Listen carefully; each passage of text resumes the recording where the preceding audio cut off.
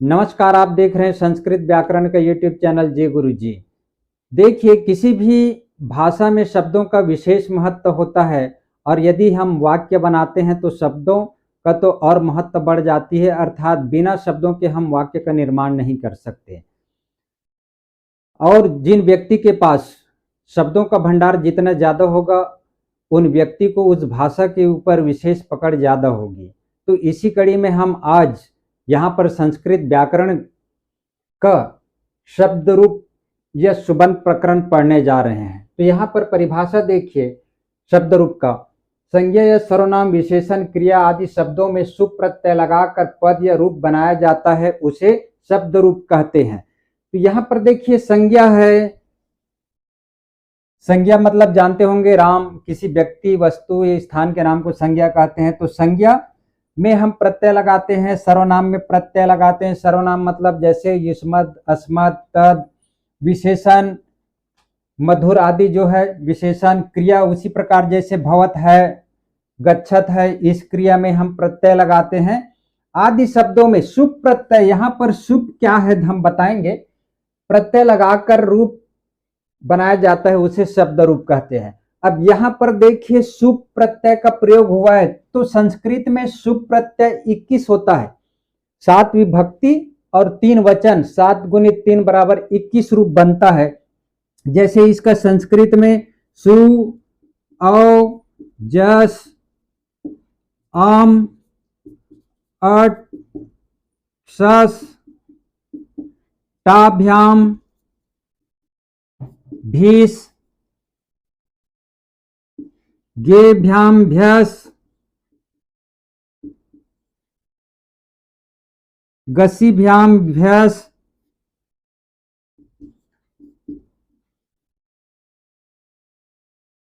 गस, ओस, आम, गीस, ओस, सुप। इस प्रकार देखिए प्रथमा, द्वितीय, तृतीय, चतुर्थी, पंचमी, षष्ठी, सप्तमी। तो यहां से लेकर के प्रथमा, द्वितीय, तृतीय, चतुर्थी, पंचमी, षष्ठी, सप्तमी, जो 7 विभक्ति है, और ये एक वचन, और ये द्विवचन, और ये बहु, कि यहां से सु से लेकर के सुप के प तक प्रत्यय है, उसी को ही सुप प्रत्यय कहते हैं। तो इसको समझ गए होंगे कि सुप प्रत्यय क्या है। अब यदि आपको इसमें याद करने में कठिनाई होती है तो इसको याद मत कीजिए, शब्द रूप को याद कर लीजिएगा। संस्कृत वगैरह जो पढ़ रहे हैं, लघु सिद्धांत कौमुदी, उन लोगों को इसके बारे में ज्यादा समझ में आएगा। शब्द में भी प्रत्यय 2 प्रकार के लगते हैं। 2 प्रकार। पहला है सुप प्रत्यय, जिसके बारे में मैं अभी बताया हूं, जो शब्द रूप बनाने के लिए प्रयोग किया जाता है। सु, औ, ज, सम, औ, सस, टाभ्याम, भीस, गेभ्याम, भ्यस, गसीभ्याम, भ्यस, गस, ओस, आम, गी, ओ, सुप। और दूसरा प्रत्यय लगता है शब्द में तद्धित, तद्धित प्रत्यय। और तद्धित से जो नया शब्द बनता है वह कहलाता है तद्धितांत। तो तद्धित हम पढ़े हैं पहले, जैसे अण प्रत्यय है, तरफ है, तमप है, तल है, त्व है, त्रल है, थाल है, दा है, धा है। इस प्रकार हम तद्धित प्रत्यय के अंतर्गत हम पढ़े हैं। उसी प्रकार स्त्री प्रत्यय में टाप है, इनी है, डॉप है। तो इस प्रकार ये प्रत्यय दोनों जो है शब्द में लगता है, लेकिन इसमें तद्धित में क्या होता है, उसका 3 वचन के अनुसार 3 ही रूप बनता है।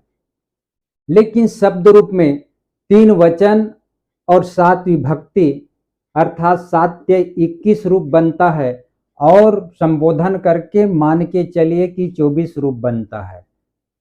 तो हम यहाँ पर सुप प्रत्यय का ही अध्ययन करेंगे और इसका इसीलिए यहाँ पर सुबंत नाम है। सुबंत का जब आप संधि विच्छेद करेंगे तो सुप धन अंतः सुबंतः, तो इसलिए जब शब्द के अंत में सुप प्रत्यय लगता है और उनसे जो शब्द बनता है वो कहलाता है सुबंत।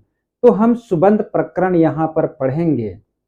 शब्द रूप में हम प्रत्यय का प्रयोग नवीन अर्थ प्रदान करने के लिए प्रयोग करते हैं। अब अर्थ पर देखिए, जैसे आप हिंदी में ने, ये बालक ने या बालक को, बालक से या बालक के द्वारा, बालक का या बालक में, इस प्रकार का प्रयोग करते हैं। तो यहाँ पर संस्कृत में हम उसी को जैसे बालक ने कहेंगे तो क्या हो जाएगा, बालकः। फिर है बालक को, तो संस्कृत में हम क्या करेंगे, इसको जब रूप बनाएंगे तो बालकम हो जाएगा। बालक से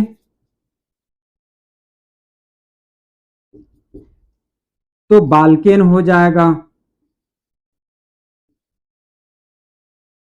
इस प्रकार हम प्रत्यय को लगाते हैं और यहाँ पर जब अलग अलग विभक्ति के अनुसार प्रत्यय लगता है तो इनके अर्थों में भी अंतर हो जाता है। जैसे बालकम किए तो बालक को हो गया, बालकेन किए तो बालक से हो गया। बालकाय करेंगे तो बालक के लिए हो जाएगा, बालकात करेंगे तो बालक से हो जाएगा, बालकस्य करेंगे तो बालक का हो जाएगा। इस प्रकार इसके अर्थ में अंतर हो जाता है। जैसे बालकः गृहम गच्छति, बालक घर जाता है। उसी प्रकार बालकस्य, तो बालकस्य मतलब बालकस्य पुस्तकम अस्ति, बालक का पुस्तक है। इस प्रकार शब्दों में जब हम प्रत्यय लगाते हैं तो नवीन शब्द बनता है और उनके अर्थ में भी परिवर्तन हो जाता है, जिसे शब्द रूप कहते हैं। यहाँ पर आप लोगों की जानकारी के लिए एक बात बता दे रहा हूं कि रांत शब्द आया, तीसरा जो बिंदु है इसमें रांत शब्द का प्रयोग हुआ है। तो रांत क्या है, अर्थात आप सुने होंगे अकारांत, इकारांत, उकारांत, नकारांत, तकारांत, मकारांत। ये रांत क्या है, आपके मन में विचार उत्पन्न हो रही है। तो ये रांत जो है बहुत सरल है। जैसे बालक है, ये बालक है, और जब बालक का जब हम शब्द को तोड़ेंगे, बालक शब्द को अलग अलग और वर्णों में विभाजित करेंगे तो यहाँ पर क्या हो जाएगा, ब धन आ, धन ला, धन अ, धन क, धन अ। इस प्रकार हम बालक जो शब्द है इसको और संधि विच्छेद करके या वर्णों को अलग अलग करके इस प्रकार हम बना सकते हैं। और सरल भाषा में बता दूं तो यहाँ पर बालक है, क में हलंत हो गया और उसके बाद अ है, इसलिए यह बालक में अ है तो यह जो है अकारांत हो गया। संधि विच्छेद करेंगे तो क्या होगा, अकार धन अंत, अर्थात बालक शब्द के अंत में अ है, इसीलिए अकार कहलाता है। जैसे तकार, सकार, स यदि अंत में है तो सकार कहलाएगा, त यदि अंत में है तो तकार कहलाएगा। तो यहाँ अ अंत में है तो अकार हो गया। अब चूंकि आप जानते हैं बालक जो है पुल्लिंग है तो यह जो है अकारांत पुल्लिंग कहलाएगा बालक। उसी प्रकार देखिए जैसे बालिका है, अब बालिका यहां पर इसको हम अलग करेंगे तो क्या होगा, आ हो जाएगा, इका होगा मतलब आ है। तो यह जो है बालिका स्त्रीलिंग है तो आकारांत, इसमें आ है ना, बालिका आ, आकारांत हो जाएगा, आकारांत स्त्रीलिंग।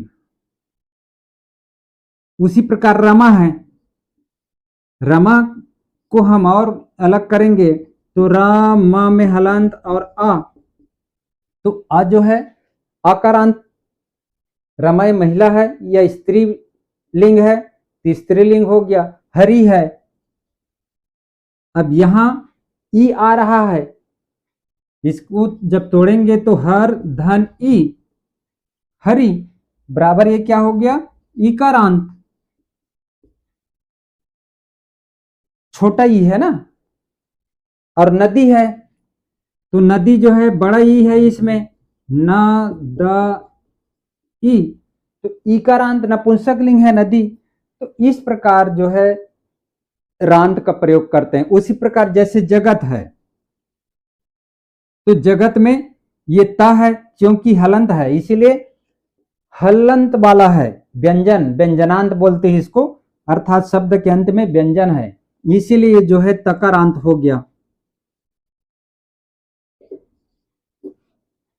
यदि नमन है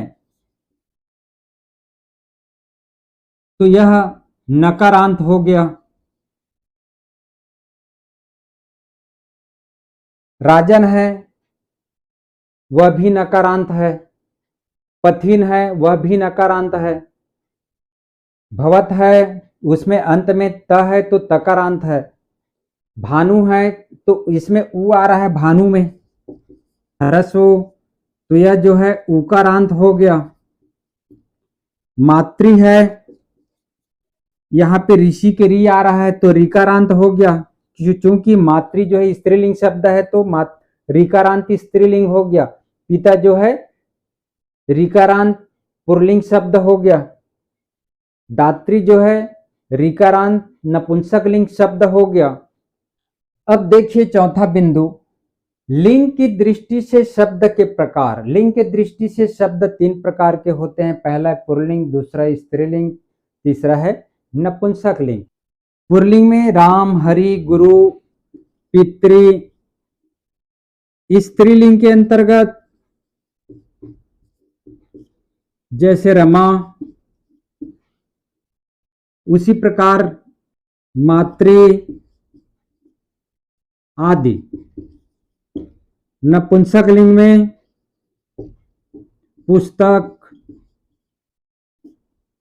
पुष्पम आदि।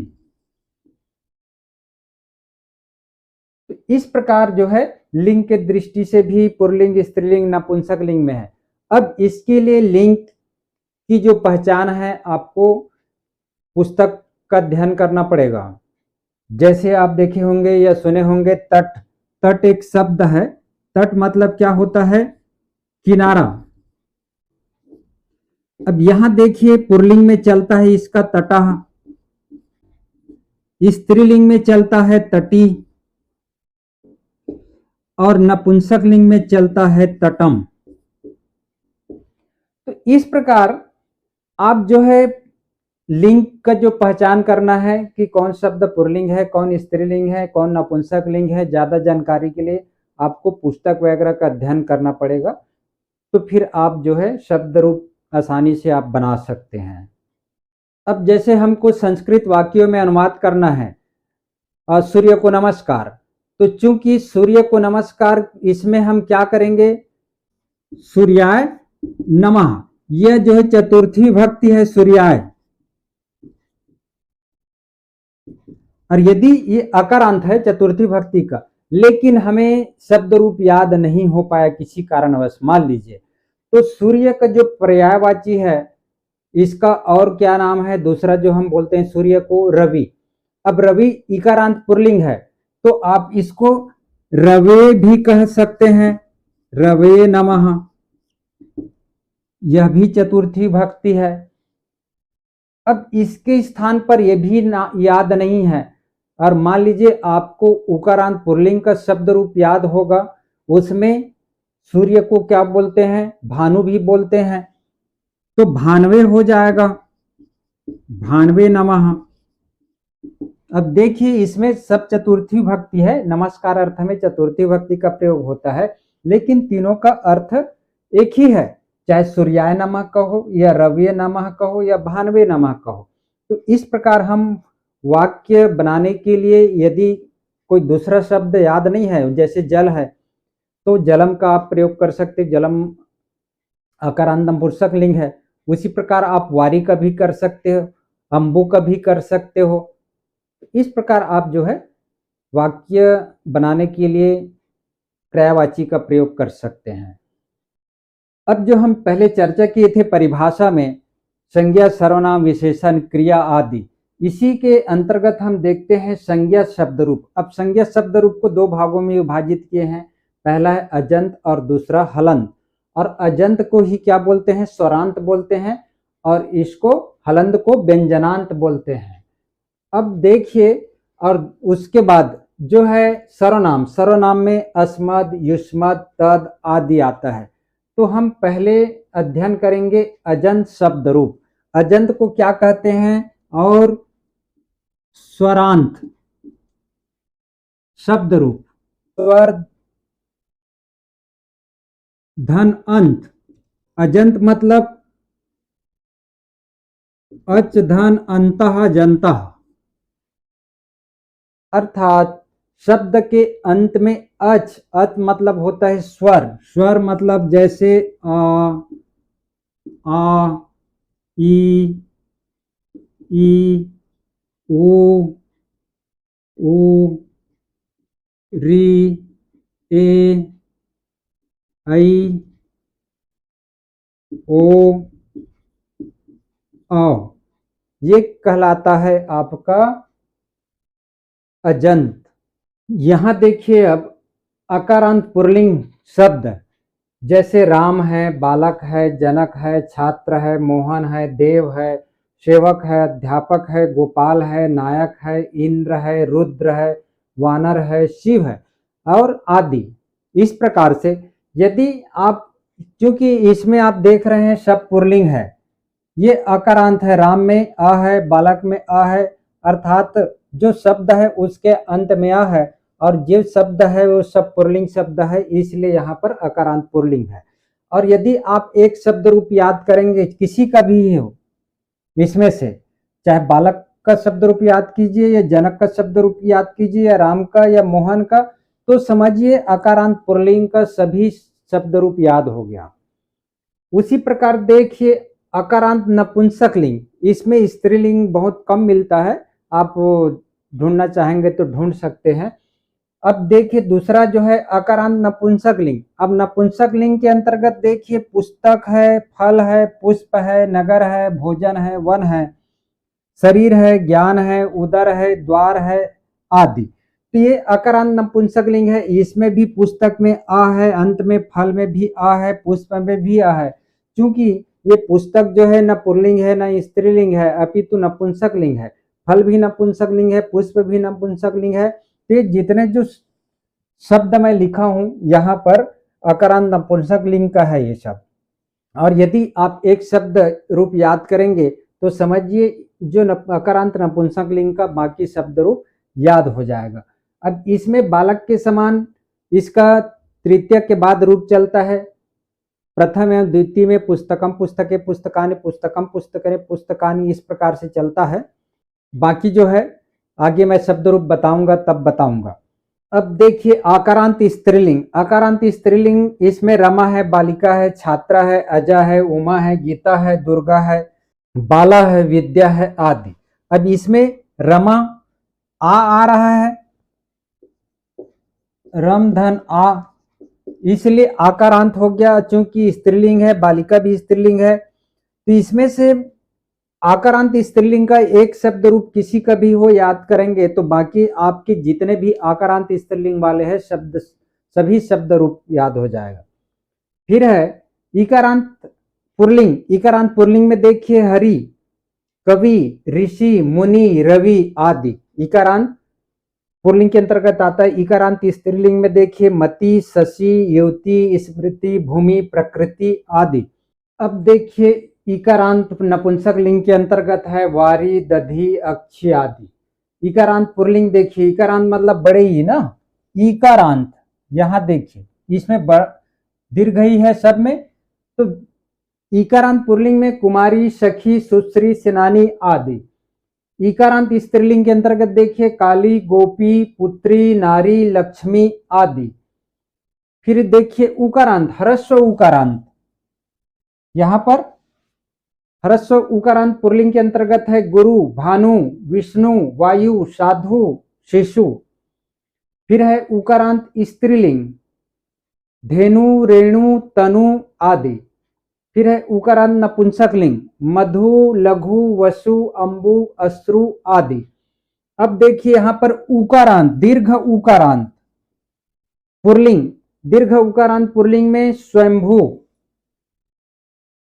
उसी प्रकार स्त्रीलिंग, उकारांत स्त्रीलिंग में है भू, वधु और श्वश्रु। अब देखिए यहां पर ऋकारांत आ गया, ऋकारांत पुल्लिंग, ऋकारांत पुल्लिंग के अंतर्गत है पितृ, भातृ, नृ। फिर है ऋकारांत स्त्रीलिंग मातृ, स्वस्त्री, स्वस्त्री मतलब बहन, ननाद्री मतलब ननद आदि। अब है ऋकारांत नपुंसक लिंग के अंतर्गत है दात्री, धात्री आदि। फिर है ऐकारांत आ गया, देखिए यहाँ ऐकारांत मतलब रय, रय का अर्थ होता है धन या सोना, इसका शब्द रूप चलेगा। उसी प्रकार ओकारांत, ओकारांत के अंतर्गत है गो, गो मतलब होता है गाय।